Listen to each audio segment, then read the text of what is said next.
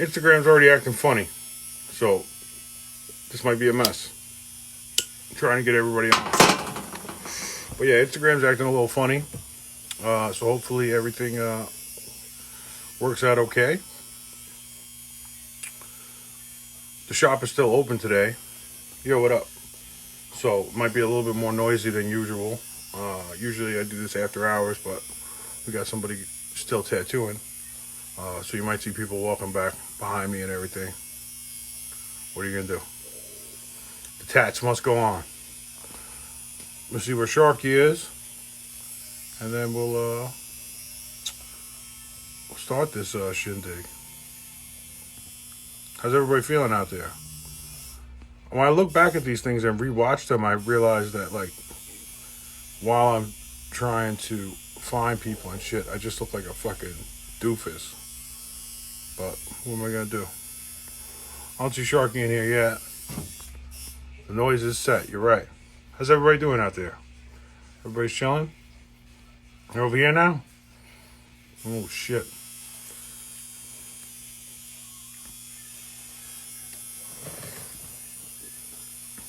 Buzzing in a tattoo shop, yeah. Yeah, and that's one room away, so there's my wife. I love you. Um, Sipping and smoking. I'm good. How are you? How are you? What up from San Francisco? What up from Queens? Yeah, so I'm just waiting for Sharky to come so we get it. What up, Randy? Everybody's joining here. All right, Sharky's over here. Give me a second.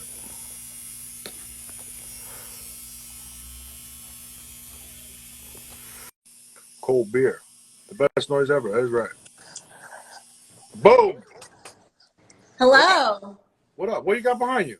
Karaoke? I brought a little something special. Bro, I didn't know you were gonna come through with this.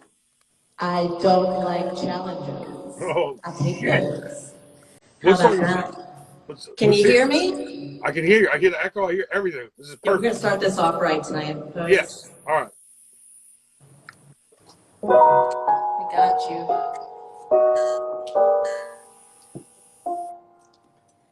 If I could begin to be half of what you think of me, I could do about anything.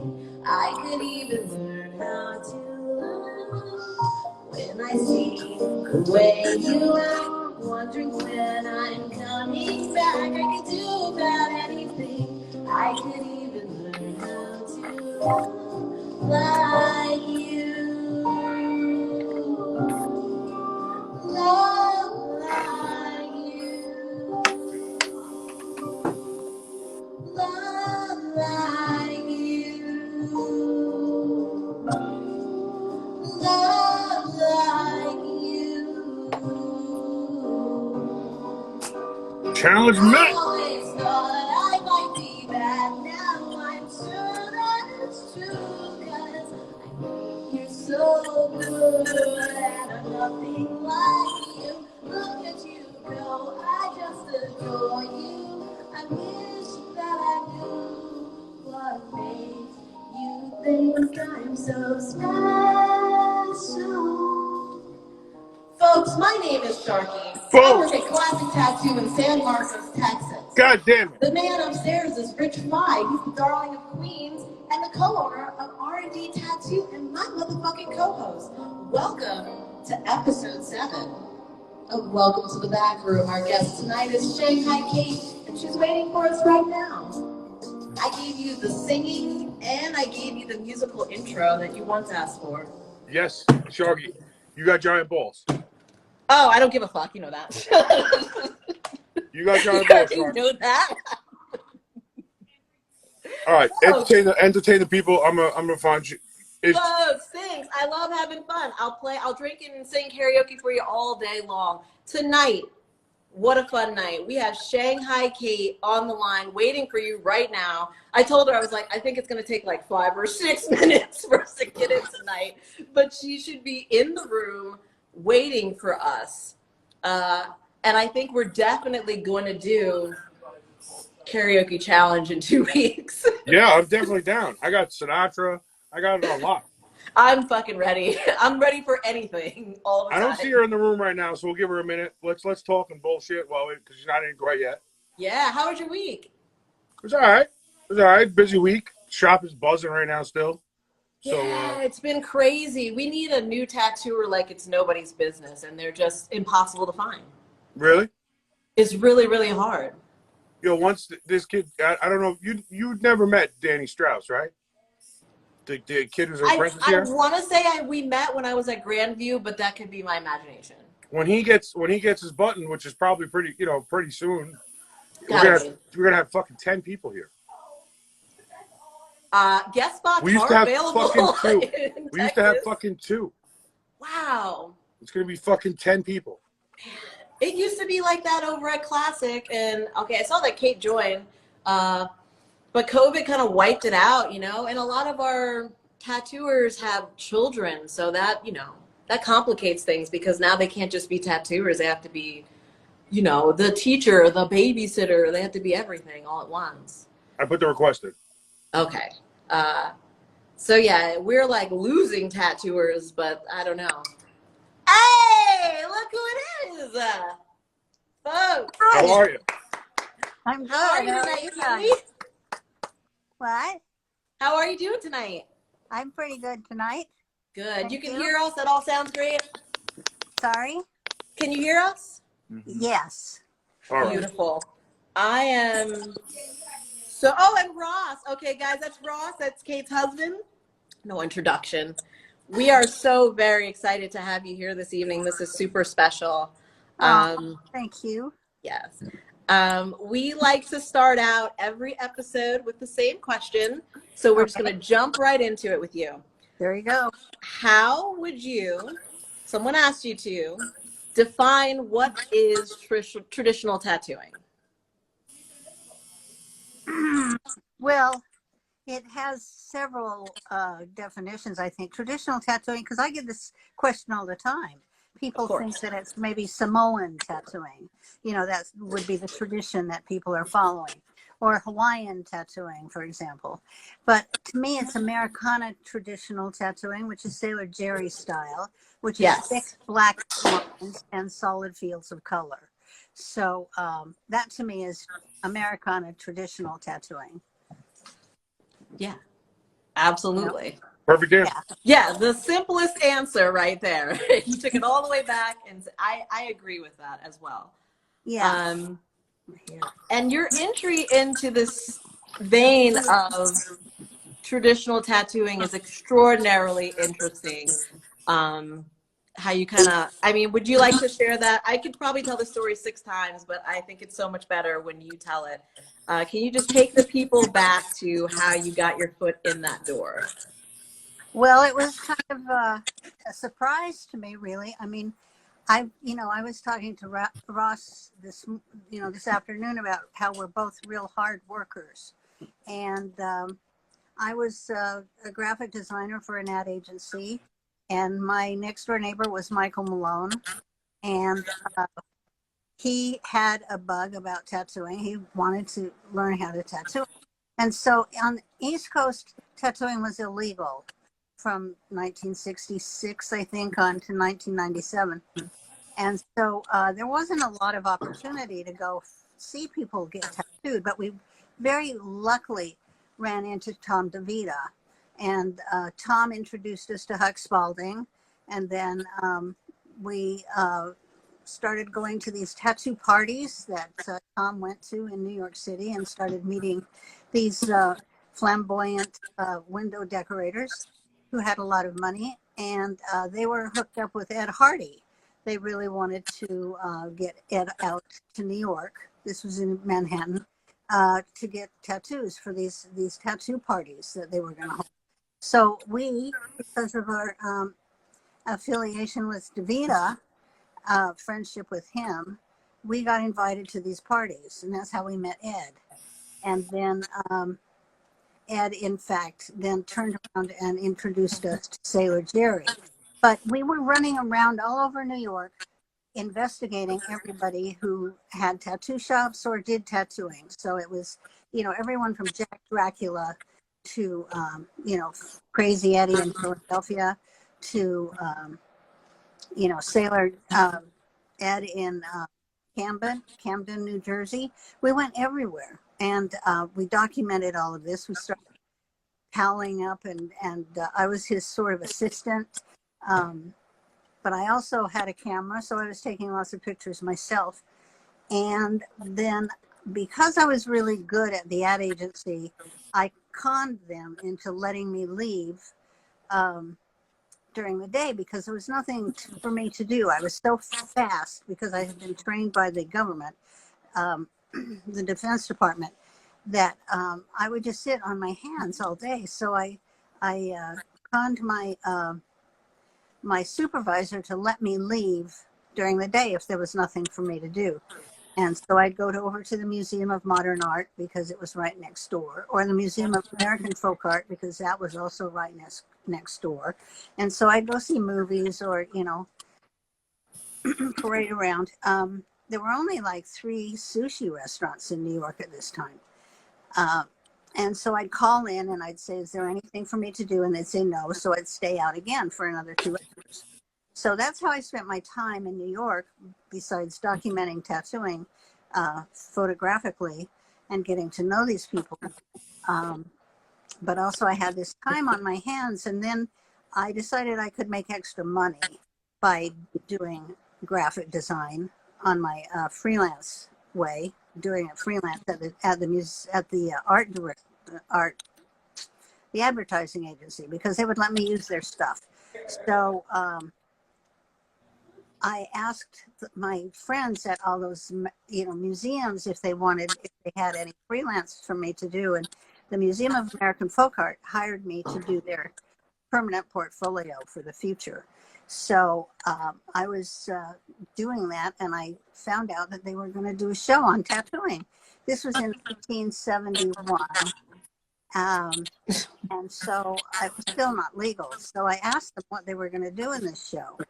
And they said, well, we have these pictures of, sailing ships and this book by C.H. Fellows. And, it's very sailor oriented.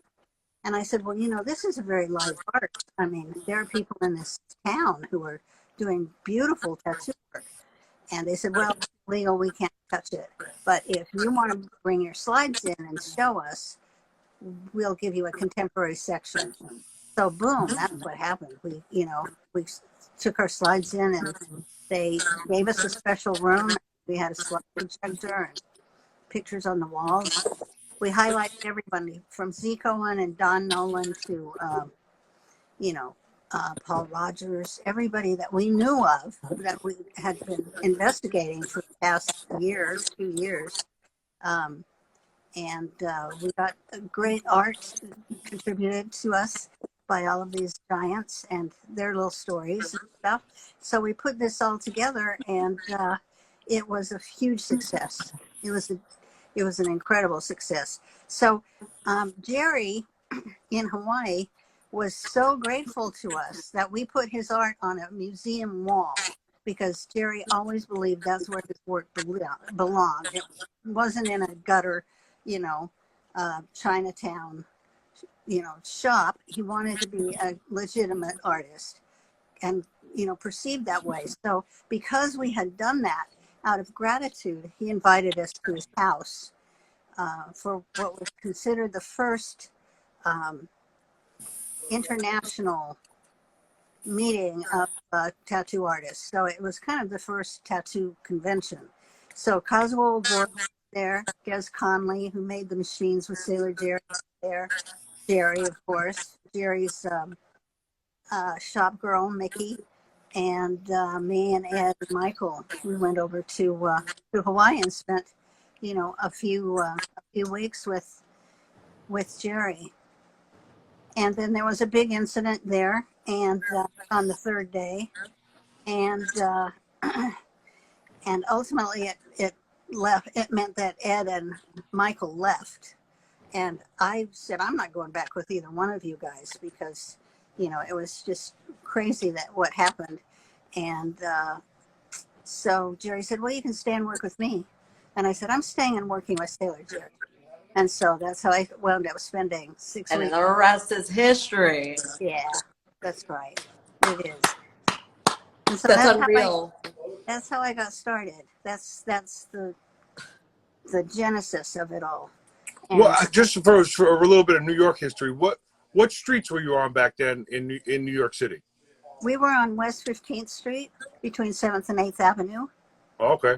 Yeah, And just out of, when just you out went of the village. when you went and visited Eddie, was Eddie still in Queens at the time, or he was already in Philadelphia? He was in Philadelphia. Oh, he was in Philadelphia. Yeah. So we would make voyages or, day trips down to Philly to meet him and, the other characters that were in that town, because it was separate from New York. It wasn't, illegal there. So it was easier to interview him, on his home turf. Did you guys happen to know about Tony Polito at that point? Because Yeah, was he 71 when you were visiting him? Yeah, we knew Tony really well. In fact, there's legends about Tony. Yeah. People would go to Tony's shop and they would buy a a number, like a meat counter. And then they would stand outside the shop and with this number in their hand, and then they would wait, for their chance to get in there. And Tony was super fast. Yeah. He didn't want to spend more than 15 minutes on a tattoo. And so people would get in fights on the line, because somebody would grab a number or they'd jump the line, or, there was, I think, a shooting one time on that line. I believe it. Somebody Yeah. they were not as, further ahead in that line as they thought they should be. So it was just really hard.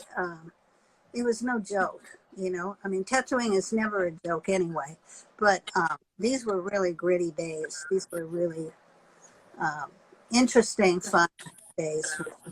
I loved the people like Tony and like Huck and, Tom DeVita, because my grandmother, when I was a little girl, dragged me to all of the sideshows and all of the carnivals so that I could see the freaks.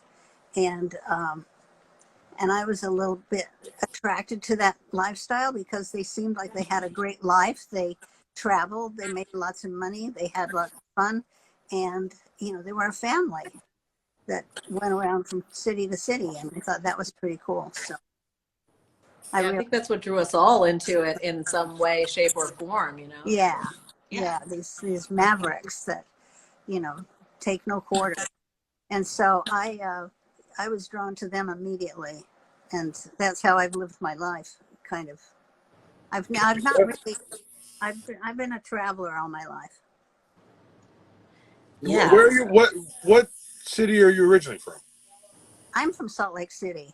From Salt Lake City. Yeah. So you came to New York for the graphic design job. Well, I was I worked for the U.S. government. I had 2 top secret clearances. This was during the height of the Vietnam War, and so I was the only typesetter and graphic designer in this job shop that we had called Volt Technical Corporation that had 2 top secret clearances, and so they transferred me to Boston. So I was a surfer. That's what I was. I was a surfer and a hippie. And then I went to Monterey Pop Festival, all that stuff. And then I loved surfing, but I always knew that I wanted to go to New York City because of, my leaning towards art. And so after they transferred me to Boston, I was only 4 hours away. So, I went down and I got a job in an advertising agency just like that. And that's the height of... And Mike Malone lived next door. Like, what are the chances? That's unreal. Yeah, I've just fallen into the most incredible situation. I'm very lucky. I manifest a lot of stuff, but... you sure do. I have a lot of angels. Yeah. I love hearing that because when you speak about it, it's so casual and it's like, oh, and then Ed Hardy was there and Tom DeVito was there and we went to Sailor Jerry's house and we had the first tattoo convention. It's like, what? Yeah, I know. What I, happened? I was just a It's kid. so wild. But But I Yeah, then feel that happens with that happens with tattooing. I feel like, like with tattooing, yeah, like you the people that you as you're coming up, like a lot of times we've talked about this before, Shark. Like the people that you're coming up, there like you think of these people as these like monument people, but then like after a while they're all going to become your friends because we all do this job. You know what I mean? It's just right, what happens. yeah, you're right, Richie. We have like it's really the only industry where your heroes can become your friends very right, easily. You know, if you're an actor, Robert De Niro is not going to be your fucking friend. Like you're probably never going to meet that guy ever. Right, right. But in tattooing, it's just so different. It's so crazy. But now that kind of brings me. So now you've got this little click going on here, and correct me if I'm wrong. Didn't you guys kind of link up and take this big trip over to Japan? I never went to Japan. I've You not didn't gone. go to Japan No, I haven't gone to Japan. ever? Nope. Never. Oh, you want to go to Japan next year? Possibly. Let's switch that. Have to ask Ross. Sure. We I'm need down. Ross, we're going to Japan. Let's just Send me the dates. Yeah. yes, absolutely. Send me a postcard. But do you know, so who was? I feel like it was like DeVita and Hardy and Collins trip to Japan. Is that ringing a bell, or is that something that am I making a craziness? Collins never went to Japan. He never went there either. He hated the Japanese. He liked that purple. I don't know whether he liked purple and he liked their fables. He liked their stories, but he despised the people. Except that he loved Kazuo Ogura, who's Japanese, and he hated women in tattooing, but he loved me. So he would have these strong prejudices, but if he met somebody that was a person of that ilk, he would bend that prejudice to accept that person. So, yeah, Yikes. he wanted to learn how to write kanji. So he enrolled in a Chinese elementary school, a private Chinese elementary school. So he was learning the brush strokes for the alphabet, sitting next to 4 and 5-year-olds. This great hunk of a man that was covered with skin cancers And this was in Hawaii. Yeah. See, I thought he was in Japan. He was in a kids' school in Hawaii. Yeah, with little Chinese kids, and that's how he learned. Yeah, that's how he learned to do his kanji, and that's how he became, more educated on the Japanese myths, because he liked those. But he hated the Japanese because they bombed Pearl Harbor, and he was in Pearl Harbor when that happened. When we picked up Kazuo at the airport, Ed and Michael and I and Jerry went to the airport to pick up Kazuo after he came from, Japan for this convention that we were doing. And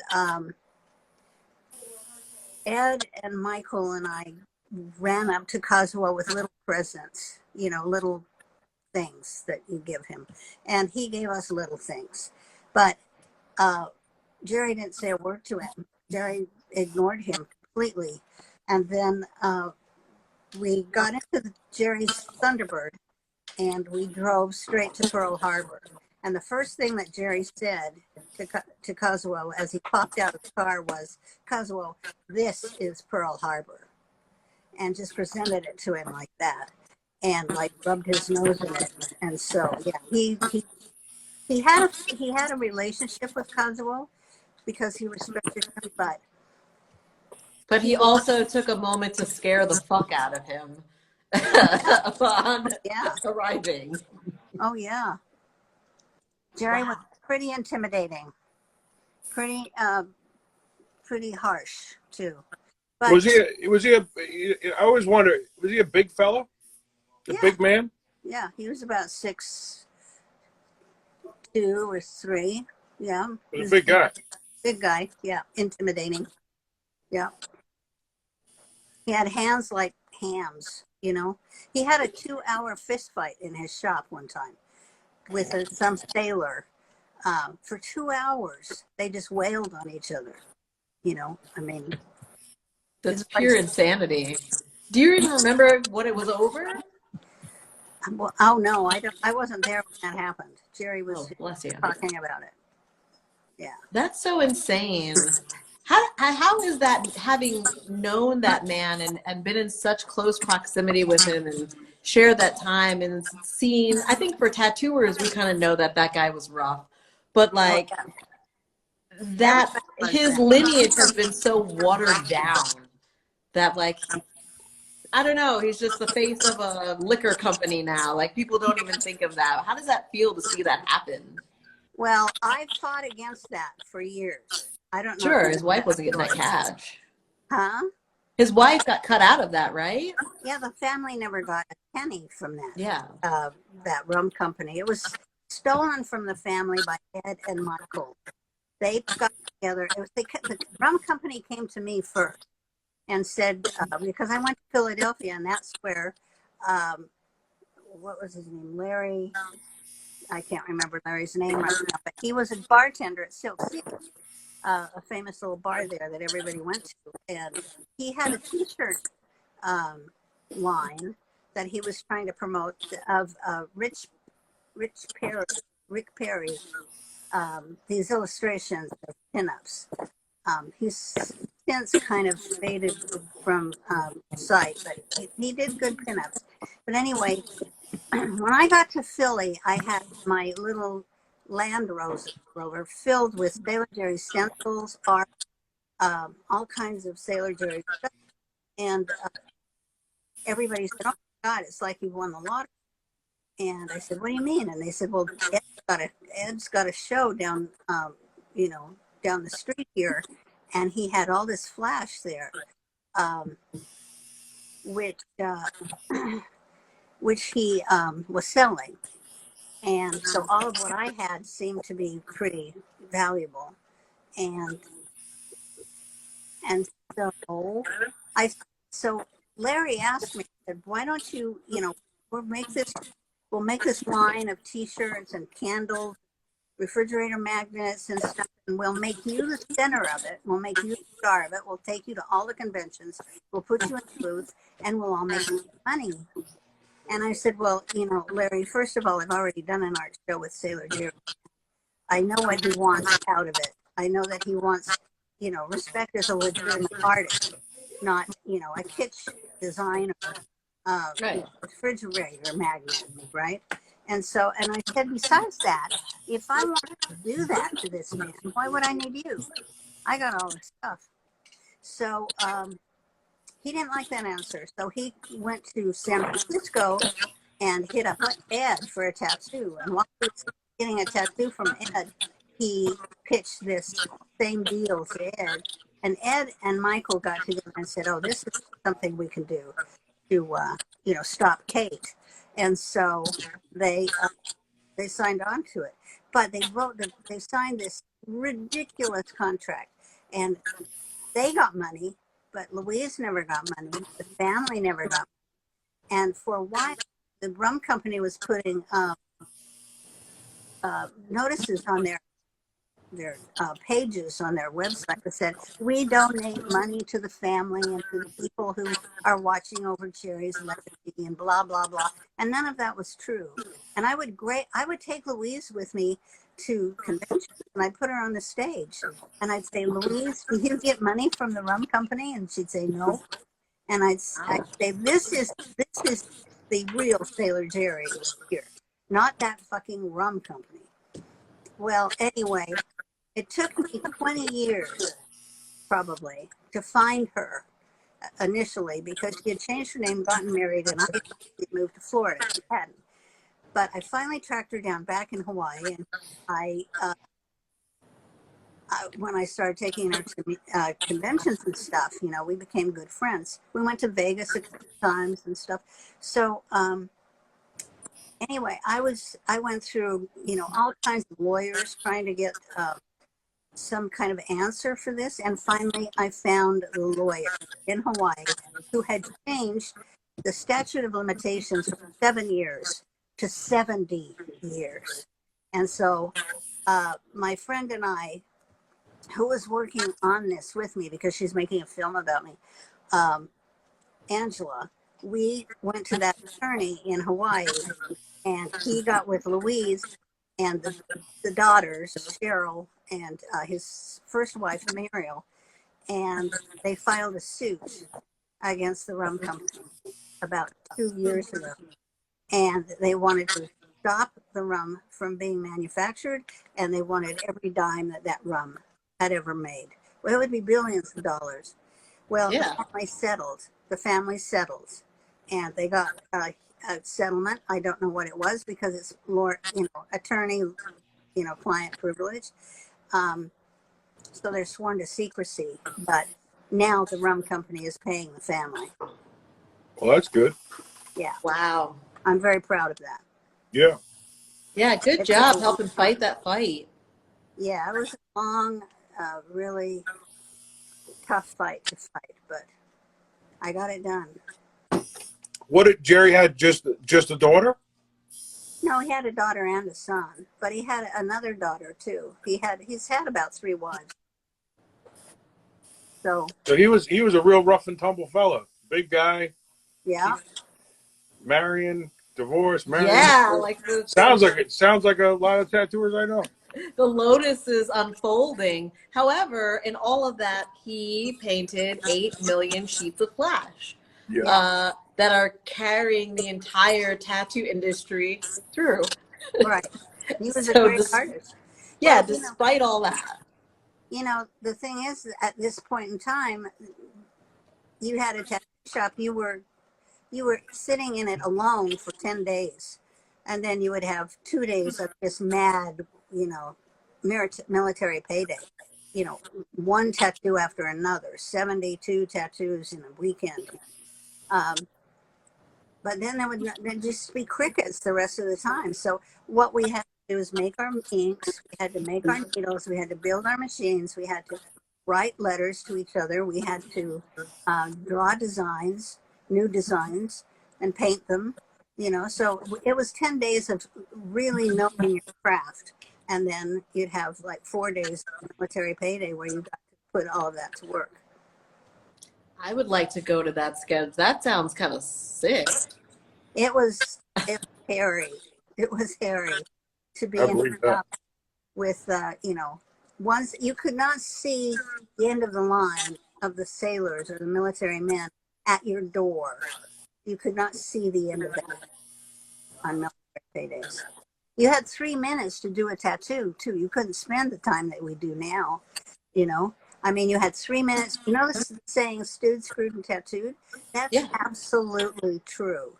You could get little shots of booze, just straight shots.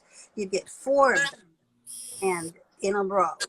And then the guy behind you wanted his 4 shots. You had to just jam them and then get gone.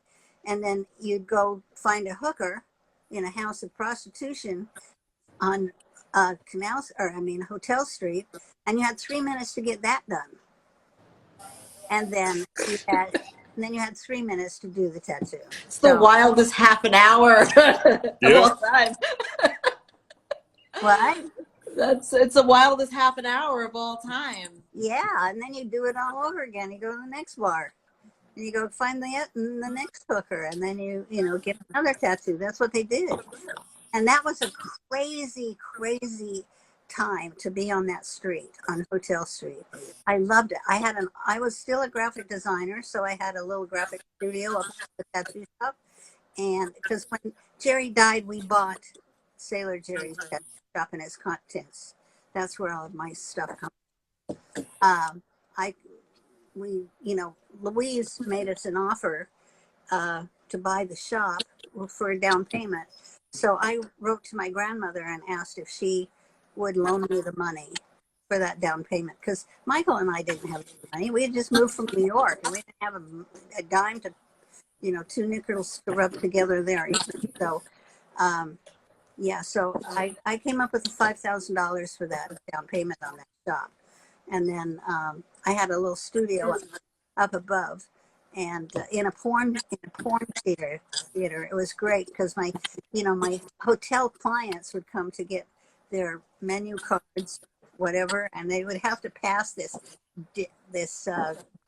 you know display case of fake pussies and fake dicks, to come and get their work from. Setting the mood. It's just setting the tone. It was That's what they great. call that. It And was Ambiance. that shop was really tiny, right? Oh, So it is still tiny. Yeah. Here, what's his name? Hari Sumi. Sumi has taken it over. Hari Sumi is a tattoo artist from Holland, No, Puerto Rico. but he was tattooing in Holland, in Amsterdam, and so he's done really well with that shop. He reinvented it. Because when Malone left it, he just destroyed it. He wanted to be old school, so he poured cement down the drains. He cut all the wires in the walls. He did everything he could to just ruin that space, and it turned into a flea market for one year or so, and then a fruit stand. And then Hari got a hold of Chris Daniel, who was a Hell's Angel, and they had money, and so they wanted to resurrect that shop, and so they did. And now Hari runs it, and it's really a great little shop. Now I get to go and work at it. I get to go work in it again. do you go back and visit and go work there? Yeah, That's I do. great. Yeah, my little shop. It's great. Outstanding. Yeah, things have come full circle. They have. And now you have you got is it Holy Work? Holy Work. Holy Work. Yeah, I had a tattoo shop, Shanghai Kate's, here on Guadalupe for a long time. And my landlord took it back. They said, well, you've been taking such a good care of this building, and we own all these other pieces of property, but we want this one back because I'm having a baby, and so I'm moving my home retail office into this shop. So they asked me to leave, and it broke my heart. Yeah, that spot was really, really, really beautiful. It was magic backyard too. That's how I met my husband. I stood in the backyard and I screamed, "I need a husband!" You fell off the tree. Yeah. And the next day he came and knocked on my door. Hey. Well, you said you manifest a lot of stuff, right? There you go. I do. When I was 4, I made a deal with my stepfather that he would build a stable for a pony, and I would take my 50 silver dollars that my grandparents had given me over the time, and I would buy the pony. And then my stepfather said, "Yeah, we'll do that. We'll build a little stable for you." So I said, "Okay, well, I'll go find the wood." So I got my little red wagon and I went up and down all the alleys in Salt Lake City in this really kind of shady area. And I was going through everybody's trash, and I was looking for, pieces of wood that I could piece together into this stable. I think the biggest piece was maybe something, that big. And my grandparents heard about this and freaked out. And they bought my parents a farm and put a horse on it for me. They bought you a pony. 5 years old. Unbelievable. Boom. Yeah. So You want a pony? Get a pony. Whenever you're ready, Kate, you can start including my name in your prayers. Yes. And you just manifest Yeah. ponies, money, whatever you want. I'm accepting all wishes. I don't want a pony though. I don't want a pony. You can't park that pony in Queens. Nah. There's nowhere. Don't go Someone together. just eat it. No good. But that's good, the manifesting stuff, because I've always kind of known you to be very aware of like the spiritual aspects of tattooing and being aware of like the shamanic thing going on. And I get a vibe that you probably didn't pick that up from Jerry. So where did that influence come from? Yeah, Jerry was very spiritual, even though Was he? Oh yeah, even though he was like a rough and tumble guy. I mean, he had a painting that he gave to me up on his wall of old graybeard, Old Graybeard was Jerry's spiritual advisor. And so old Graybeard gave Jerry all of the ideas that he got for the mag, for example, that came from old Graybeard. I still have the painting; it's in my shop. But Jerry often wrote about old Graybeard, you know, following his dictates. So yeah, he was very tuned to that. And who painted that painting of Old Graybeard? Sorry, Who painted the painting of Old Graybeard? I don't know. I don't know. Hmm. I don't know. It's on velvet. It's black velvet. And Oh yeah, yeah, he just very gave cool. it one day. He just said, "You take this," and I was like, "Okay." Wow. Yeah. That's pretty wild. So now here we are, you know, you've been tattooing for 50 years. 50. 50, 50. I started in 71 and it's 21 now. So that's 50 years. Congratulations on that. I mean, that is quite, I mean, I don't even know. I'm just always trying to figure out, like, I'm not even at 15. I think you've been tattooing, the fuck was that ran behind you, Rich Pie? That's a client. You got things going on. Running for his life. Rich, you've been tattooing for what, 18 years? Almost 20. Almost 20? Started in 01, like an end of 01. That is incredible. I guess my question with that is pretty obvious. You've seen tattooing go through so many ebbs and flows. You've seen the trends come and the trends go. And, you know, everyone on the word on the street is, you know, tattooing's dead. It's dying. The magic is gone. It's all over. What do you think about that? That's bullshit. Tattooing will never go away. Tattooing is the oldest art form. It, you know, predates any other art form. Around the world, they found the little Venuses the little carving of Venus, you know, the Venus, the Willow Forts or whatever Venus, you know, with the big boobs. The lady in the shell, yeah? Yeah. Yeah. There are 100 of them that they've found worldwide, and 50 of them are tattooed. So it's always been, first of all, it's always been a woman's art. And second of all, it's always been a sacred art. And it will never stop. It will never stop. Every kid that's born right now is going to be carving on their body, you know, getting their grandma's sewing needle and dipping it in ink to, you know, put their initials on their hands or something. I mean, it's in our DNA. Tattooing is in our DNA. It's never going. I love that. I love that answer. Yeah, perfect answer. Yeah, absolutely. It's true.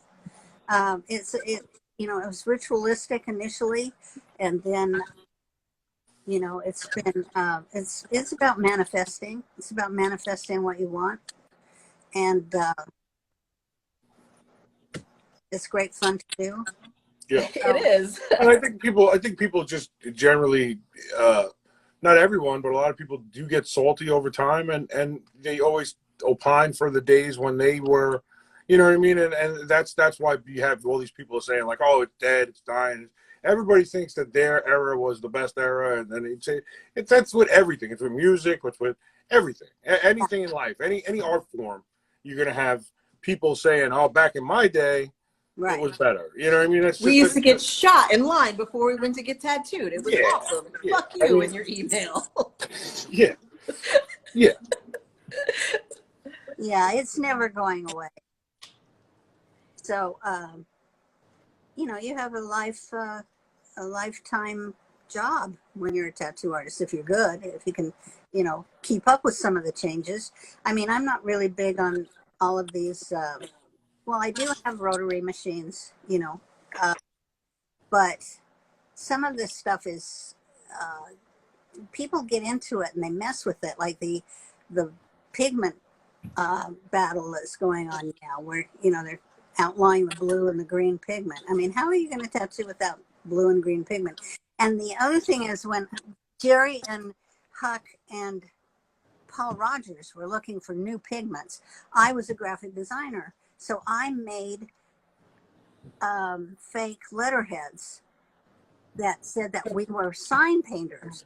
and we were looking for better pigments. So you got the samples? Yeah, so they That's would how you Shanghai samples. they would send us little bags of dried pigment. So Michael and I would divide it up.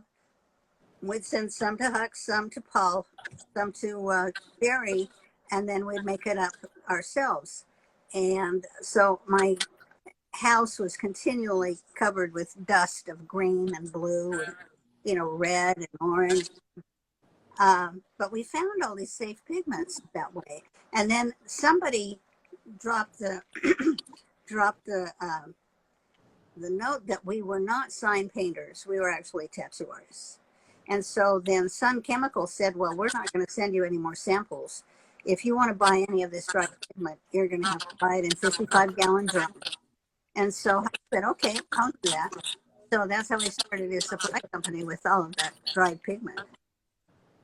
Yeah, when I first started, we said that we were a tie-dye shirt company. That's how we got that. That's so fucking smart. Yeah.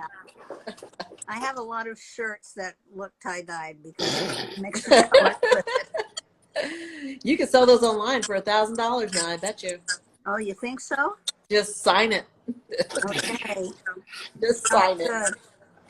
Now Oh my God. I see my wife's cousin is in the room asking. I know that my wife is somehow related to JC Fly. Did you ever go out and see JC Fly? I know JC Fly. I saw him right before he died. He came to the shop that I was managing, which was Sacred Tattoo in New York City. We had how many? 16 tattoo artists, 9 of them in Europe. I was managing that shop. Yeah, but he came to say goodbye in his wheelchair. Yeah. Coney Island Freddie did that too. Yeah. I really loved Coney Island Freddie. He was such a good man. He was so sweet. I know, obviously, being from New York, I know a lot of people that were very close with Freddie. I didn't know him personally, but for some reason, personally, and you can correct this if I'm wrong, I feel like the vibes that people would tell me that Coney Island Freddie had were the similar type of vibes that Sailor Jerry had, like very stern. Yeah. Yep. Yeah. No, monkey business, just straight up, This is how it is, and that's how it's going to be. Yeah. But he was very fond of me, Coney Island Freddie. He really liked me. A lot of these old timers really liked me. I don't know why, because I wasn't supposed to be tattooing, I was supposed to be at home making babies, or something, a pie. But, yeah, Coney Island Freddie was really lovely. He was such a lovely guy.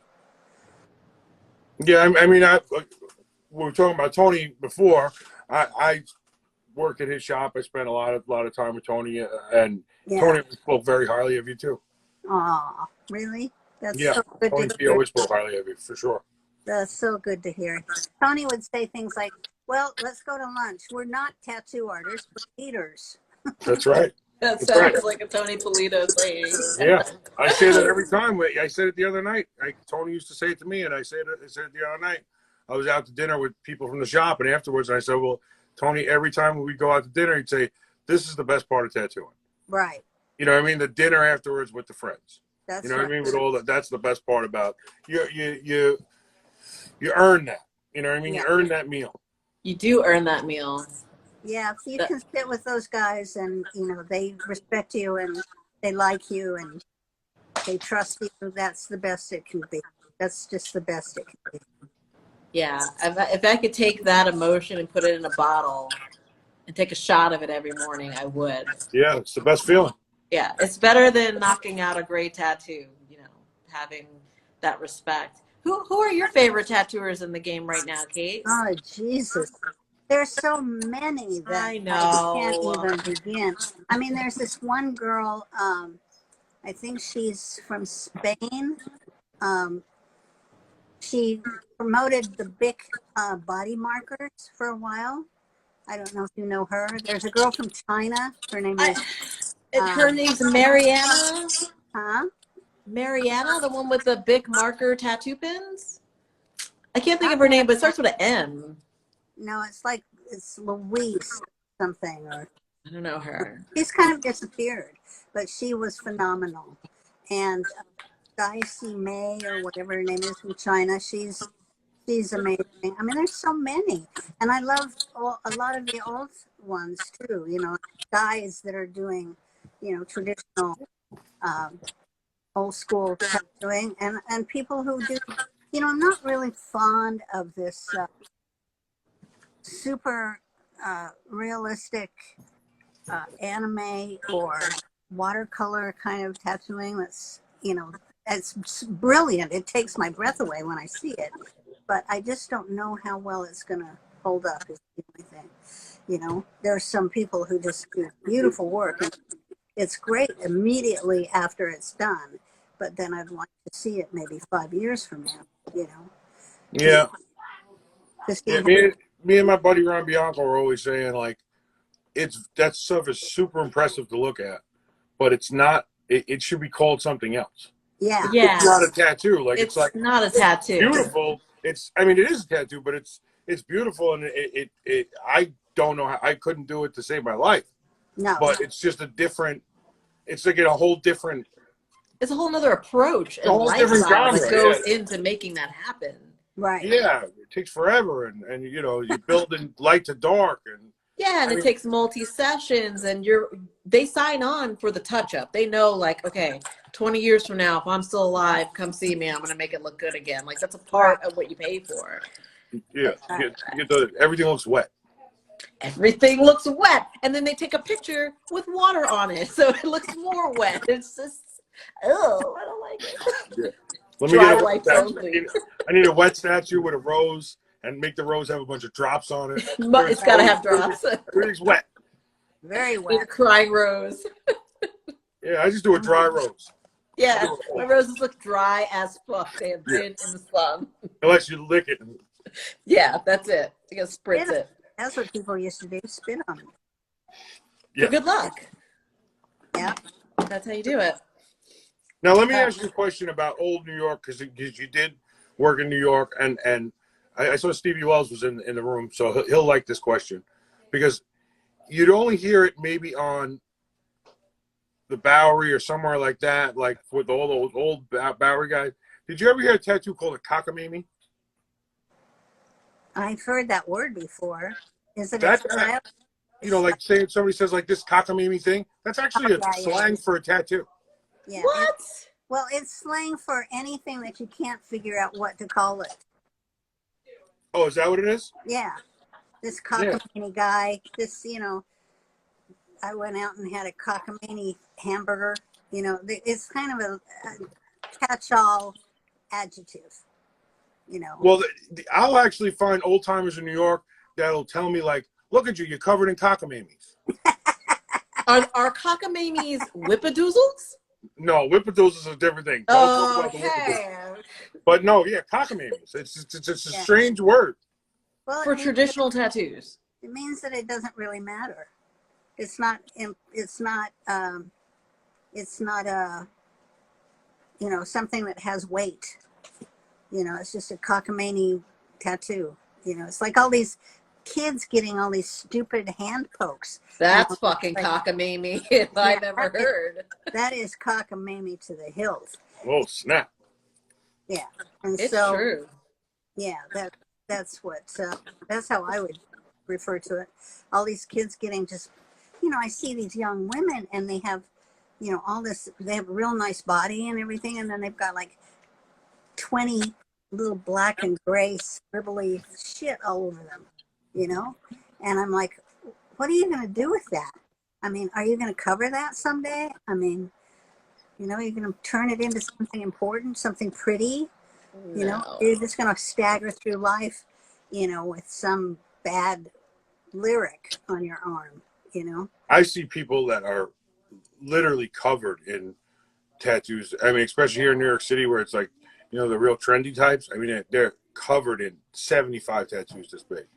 I don't understand that trend. And I try to like remove myself and be like, okay, this is not my generation. Let me just look at it objectively. And every time I look at it, it looks fucking stupid. And it always is. It's this chick with a tight bod that can just go and go and go. But it's got like a tiny magnifying glass, a wishing bone, a fucking X. She's got a fucking line coming down the side of her neck. You're like, what in the fuck is going on here? You ever go to Chipotle? You ever go to that fast food restaurant, Chipotle? They look like a Chipotle. They look just like a bag. They just look like a Chipotle bag. Bro. Whack. All right. I think we've come up with some really good terms here. We've got, let's call those girls from now on Chipotle chicks. Okay. I ain't getting canceled. You ain't canceling me. Oh, I'll do it. Cancel me. You can do it. Cancel me. Oh, shit. Dare you. I dare you. One of the other things that I really am disturbed by are these people who are getting blacked out. You know, they're people who are getting their whole bodies completely black. Kate, I love that. You do? Yes. Yes. I want to do it. I wish Really? somebody would show up and be like, just black the whole thing out. Oh, you don't want to do it on you. No. But I want to do it to other people. Oh, okay. I wouldn't want to I do think that. I think it looks really fucking cool. I mean, I don't care. I don't have a real preference either way, but I wouldn't want to do that tattoo at all. No. Kat Von D just had both of her arms done that way. And I think they look good. She's made such a deal about all of the family tattoos and everything, and then these tattoos that are so important to her, and now that she's just completely black from shoulder to wrists. Yes. I like it, George. I hear you. I hear you're getting hyped on it. I'm so hyped. I'm like, yes, you've made so many mistakes in your life and you're covered in tattoos and we can just black it all out. Well, I think that looks so neat, and I think you can add a lot of dimension if you like make good use of that negative space if it's there. I think you can do really beautiful, and it takes it back to tribal in a way. Like it's kind of a reverse of everything. Well, they call it a piercer sleeve, right? Yes, because they're usually the ones that sleeve. they started it. Yes. Yeah, everybody would. The piercers always have that. Yeah. I missed that whole thing. I said they call it a piercer sleeve. Oh, piercer sleeve, yeah. That's what the blackout they call it, the piercer sleeve. Yes. I don't know. I guess that's what. Guess who started? I mean, I don't have a opinion on it either way. I just never want to do it. Yeah. It's like painting a wall with a fucking toothbrush. No thanks. I mean, I think that tattooing is a beautiful creative art, and using the body as its canvas, with the muscles underneath and making everything move, to just make it all black. It seems like it's contrary to everything that I believe in. Yeah, and even those polka trash polka? Oh, okay, yeah, nah. Yeah, the polka trash. I mean, how can you get anything else other than that polka trash? If you get a World War II, design of fighter bombers and explosions and a guy in a tank, and then barbed wire everywhere and then a big black X, how are you ever going to get another tattoo? You can't. You can't get a Bugs Bunny or, No, yeah, they let that go. You can't get anything they signed else. off on that. It just doesn't seem. It's like super Euro, though. You know what I mean? Oh, like, yeah, it is. They're like, my father, he was in this war, and that is how they're doing something different. Well, that makes me think. Those kids that are doing it are really young. Simone and I think his name is Al. And I know them, I went to Europe for a bunch of times, and I was really happy tattooing over there. But, I mean, it's well executed, but you just can't get another tattoo. No. That story makes me think of, I was going through like the archive. I got a little archive of all like Tony stuff in the other room, and I was going through it today. So I'm thinking a lot of Tony Polito stories. That story makes me think of Tony used to tell me. He used to say, "Let me ask you a question, Richie. If you bought a brand new Cadillac, brand new, out of the showroom, and I said, "Hey, Rich, let me paint Bugs Bunny on the side of that thing." You told me to go fuck myself, but you want it on your arm. It's true. It's true. I was like, but it's true. Yeah, I don't want Bugs Bunny on my Cadillac, but I'll get it on my arm for sure. Yeah. He would do Bugs Bunny, I'll bet you. Yeah, that's true. Bunny. Oh my god. Yeah. Oh my goodness. I have some of his Flash. He did very sexual, explicit Flash. Yeah. Those girls had bomb boobs. Big. I have I'll spin it around. I have a whole wall of this Flash right here. You see that? Yeah. In memory for him. There's his machine over there. Yeah. That looks beautiful, Richie. For the people listening at home, we're just turned around to see. That's a wall of originals, right? Yeah. Yeah, a wall of originals right in the back tattoo room, all Tony Polito Flash, and there's a really nice portrait of Tony to the right and one of his machines to the left. That's a really beautiful memorial you put up. Yeah, well, I'm actually taking this down because I'm actually moving spaces. I'm moving to the other side. We got a new... Right, you got the other library. I'm going to have a big library. I'm going to tattoo in there, so I'm going to move all this. So I'm going to actually have, for the first time in my tattoo career, my own space to tattoo, like my own room. Oh, that's great. Diva status. Diva status. Yeah, congrats. Thank you, buddy. Yeah, that's great. So we are, we're getting towards the end. I mean, that hour went by incredibly fast. So I guess we want to know, you know, what's going on for the future of Kate Hellenbrand? What, do we have some books coming out? Want to talk about that?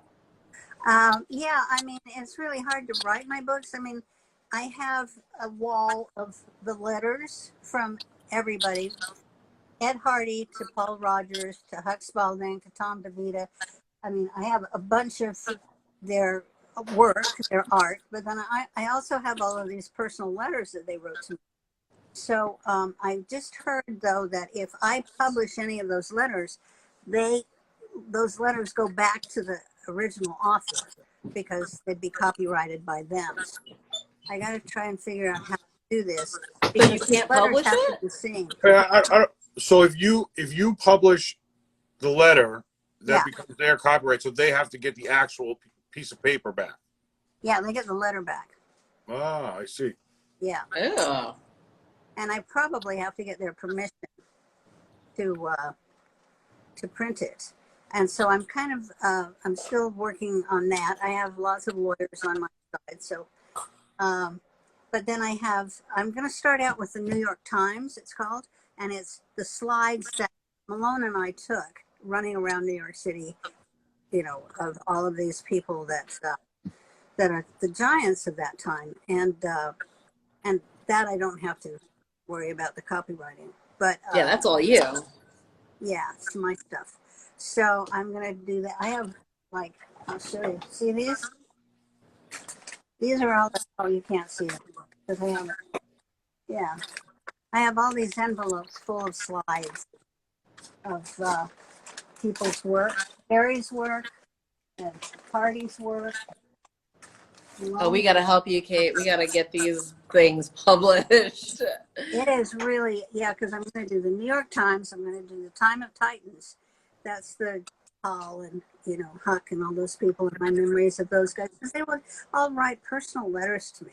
They all adopted me. And so I want to put that one out. And then my own book of my childhood is real. I keep coming back to that because I had a very abusive childhood. I had a very tough childhood. My grandmother was my angel, but my mother was schizophrenic and my father was a homicidal maniac.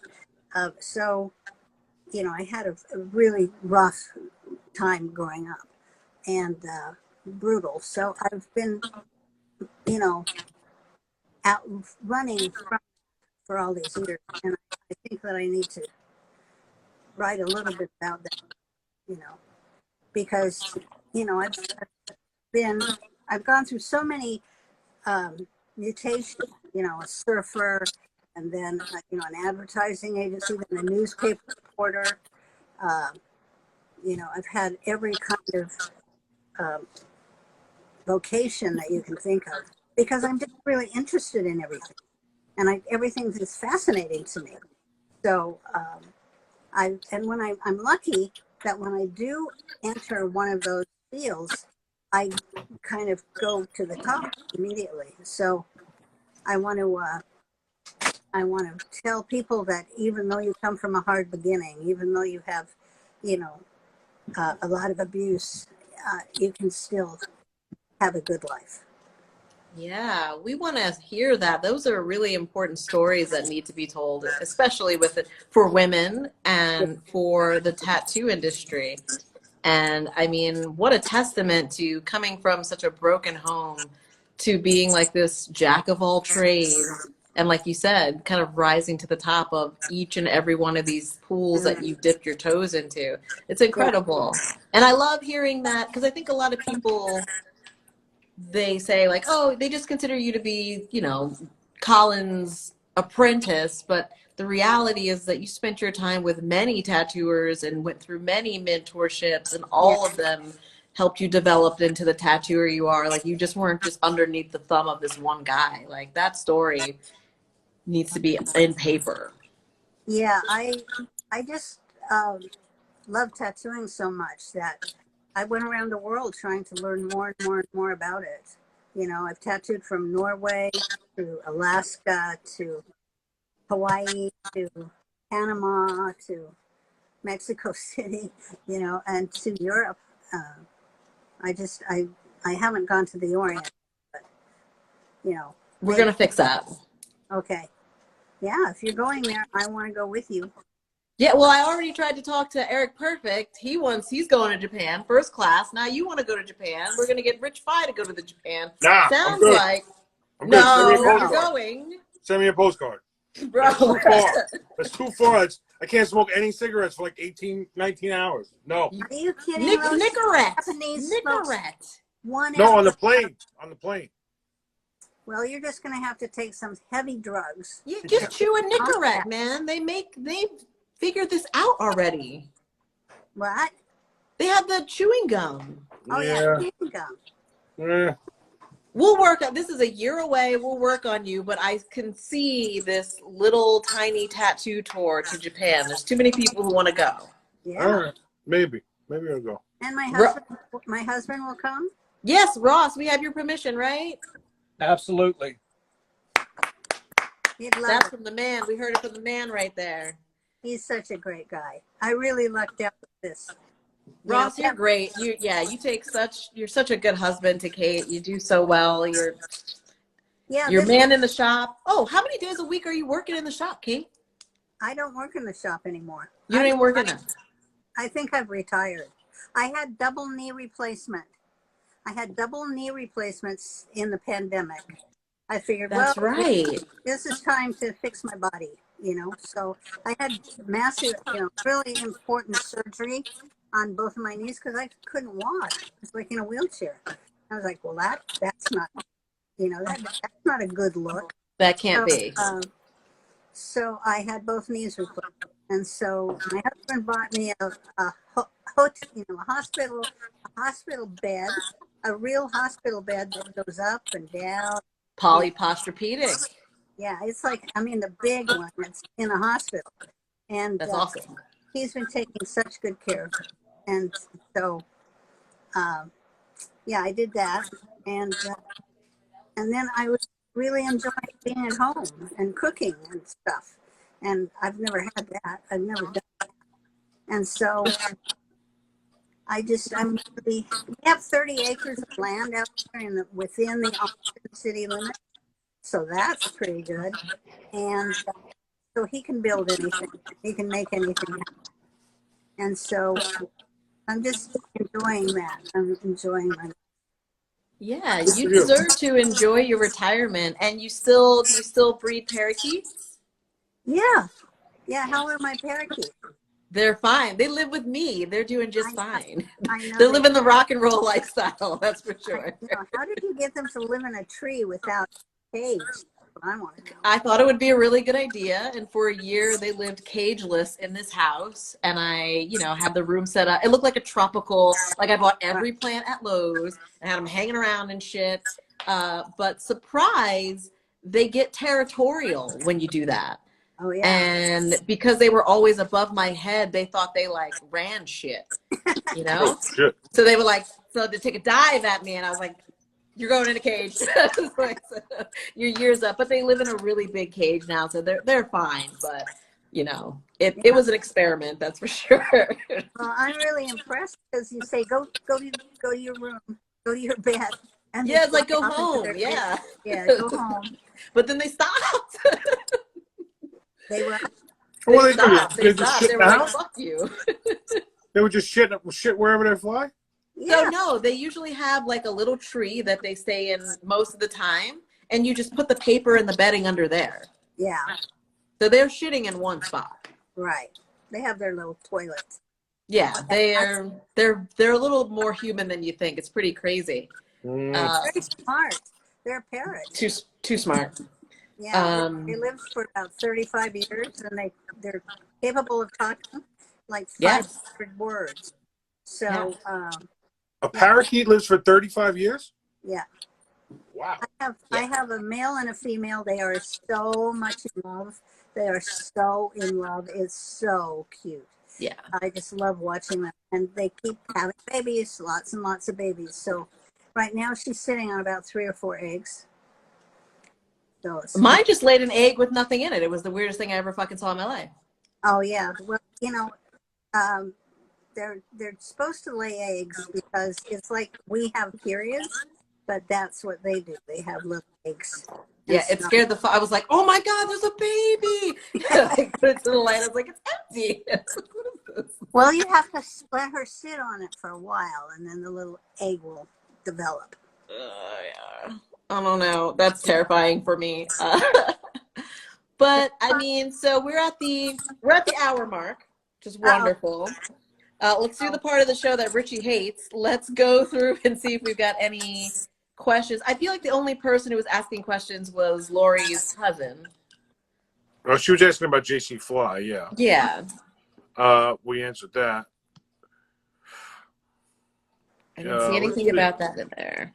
Kay, this has been so wonderful having you on here. This is what a treat. Oh, thank you. You've got wonderful stories. This person asked about the karaoke. Homie, you missed it. It happened. Yeah, there was karaoke in the beginning. It happened. You gotta tune in the beginning of the show. That's it. Yeah.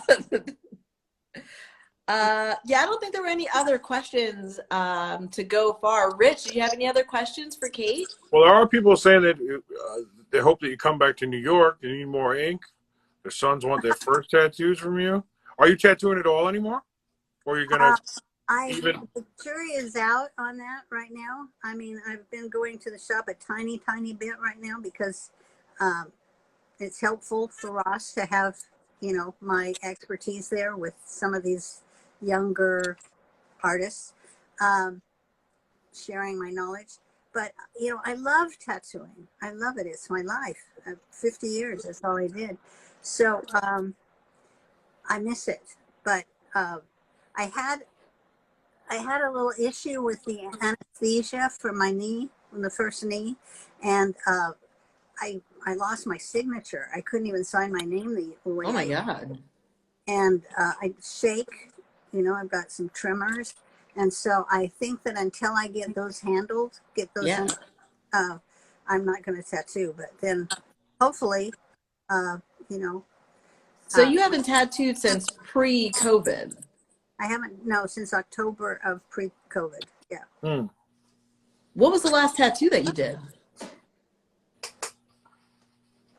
Might have been eagle. That's a good way to go out if you're going to stop. I did an Yeah. eagle. Ross said I did an eagle. Yeah.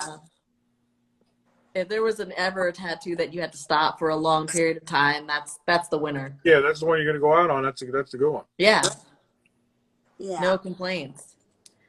What a beautiful time. I mean, at least you're enjoying your retirement. You've got, you know, Ross is holding it down at the new shop. By the way, everybody, the new shop is called Holy Works. It's located here in Austin. Looks like you may just have a visit with Kate if you swing by, but Ross is working there full time, and you've got 2 other tattooers working there? Yeah, we have 2 young women who are learning the craft. Yeah, so you have Kate's apprentices and Ross' apprentices there. I mean, you can't beat that for a real authentic traditional tattoo experience. Kate, are there any final words you'd like to leave the audience with? Well, nobody asked me how hard it was for me as a woman. I didn't want to belittle you like that. I didn't Oh, want to do that. I mean, Jack Rudy, when I worked with him at Tattoo Land, he made me learn to pee standing up. He said, if you're going to be one of the boys, then you're going to be one of the boys. You're going to learn to pee standing up. That was probably the worst hazing that I had. But yeah, it was, there's stuff like that that's happened. It's so unnecessary, but it is a link. It's a part of it. It's a part of being a woman in tattooing. Maybe not so much anymore, but yeah. No, I there's mean, I more. know that there were tattoos that you weren't even allowed to get at one Oh, point. yeah. I wanted to get my little I wanted to get a clipper ship on my hip line. Um, and so I went to Cliff Raven, and we were in Chicago, and I said, I want that little clipper ship. And he said, oh, no, you can't get that. And I said, why can't I get that? He said, because you're a girl. That's a man's design. Only men can get that design. He said, you can get a rabbit or a squirrel or a skunk named Stinky. That's what women got. And I said, I'm not getting no yard varmint on me. So then I got little flowers. I could get flowers, or I could get a bug, something like that. And I was like, so, but thank God I didn't get it there, because Zeke Owen came to work with me. Now, Zeke is probably the most important person as far as tattooing is concerned in my life. He was a giant. And he was, Sailor Jerry's legitimate, son. He was the man that Jerry wanted to follow in his footsteps. And Zeke was something else. But anyway, one day he came to my shop in Buffalo, and it was snowing. And he said, what do you want to do today? And I said, Zeke, I want you to tattoo me. And he said, what do you want? I said, I want my clippers. And then this was the man spot, right? And he said, where do you want it? And I said, I want it in my man. And so 2 hours later, I got this. Well, The Zico and Clipper ship. You can almost, where's my, there it is. Damn, I can see it up there. The top. yeah, I wish I could, because my shop there was called Seven Seas, and that was Zeke's shop name too. So Everybody from that generation always says the same thing. Zeke was the best. Zeke Yeah. was the best. Zeke, there was nobody like him. Nobody. I mean, if we're ever to talk about somebody who's larger than life, and just operated on his own, on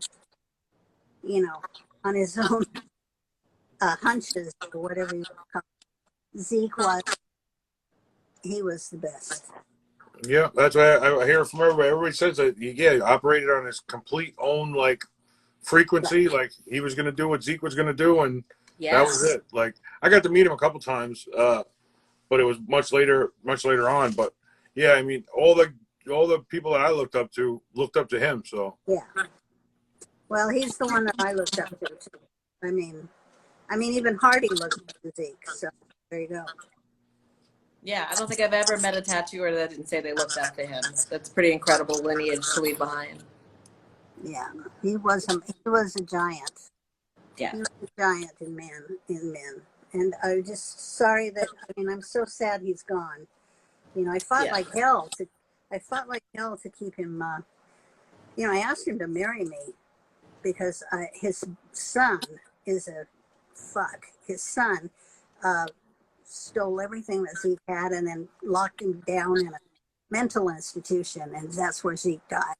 And his son was so threatened by me because I was trying so hard to get him released from this asylum that he was put in, and I was going to marry him. I asked him to marry me, and then I called my attorney, and he said, no, don't do that, because if anything happens to you, this son of Zeke. He's going to come in and take everything of yours too. Yeah. Yeah, he'll take all your Sailor Jerry. So I said, okay. And that was it. But I mean, good looking out. You tried. You tried. The last thing that I did, though, was he wrote a book. He has a book of stencil images. Zeke's. He was the best stencil carver, too. I mean, Jerry did pristine stencils, but Zeke's are just amazing. And so for National, I made my enemy my friend and called his son and said, would you bring Zeke and some of the books that he's done? And, I'll let him sit in my booth at the National Tattoo Association. And so he did. He came. And when he walked in the room, it was like we were, Brangelina or something. Everybody was taking our picture and flash bulbs were going on. And then Zeke came and sat down in my booth and everybody came up to talk to him. And at first he couldn't remember people and he couldn't, remember their stories or whatever. But as the drugs wore off, he woke up. And so then he was just all over the room talking to everybody and having a great time. And so that was a real highlight of my life to be able to do that for him. Yeah, that's incredible. That and Louise Collins, getting that family to get that money. Yeah, that was big. You do, I mean, it sounds like you definitely take your relationships and tattooing seriously and you pay it back, like for the people who took care of you. You're taking care of them to the end. Yep. Well, that's important. Right. It's family. Well, nobody's going to fuck with my love, my tattoo, career. Nobody's going to fuck with the people who make it happen, So you're going to fuck with me, you're going to fuck with me. Yeah. I think that's a good way to end it, folks. That's true. That's true. Okay. I can't think of you, Rich. I'm really Yeah. Great to meet you. Great to meet you. Yes, yes. I met you briefly with Tony in Philly one time, but it was very brief. Did we go eat? We didn't eat that day. No, we didn't eat that day. Well, thank you, Kate, for joining us on episode 7 of Welcome to the Backroom. I have a feeling we're going to need to do a follow-up episode with you again. A couple of people, your stories are so big that it's hard to contain in one episode. Thank you for everybody for joining us again and supporting the show. It's getting super close to me being able to be just regular host, and Rich won't have to do the weird thing. I should be the charming sidekick. Bro, he could just assume his position where he wants to just chill out and relax. Next week, episode 8, we're going to have Ronnie Zulu joining us. So I am super fucking excited for that episode as well. So we're going to sign off. We'll see you guys next week, and maybe let's do a Zeke episode. Let's do again. You got to sing again, and let's do a whole Zeke episode one day. Oh yeah, I was going to text you about that actually. Like, we're going to need to do that. Let's do that. I have a stack this tall of Zeke, handwritten, all caps letters. So I got to go read them again and see what they say. But love it. Yeah, right. We'll be reaching out again. This is great. I appreciate it. Yes, I'll text you in a minute. All right. Good night, everybody. Good night. Bye-bye. Say hi to my parakeets. Bye-bye. Yes.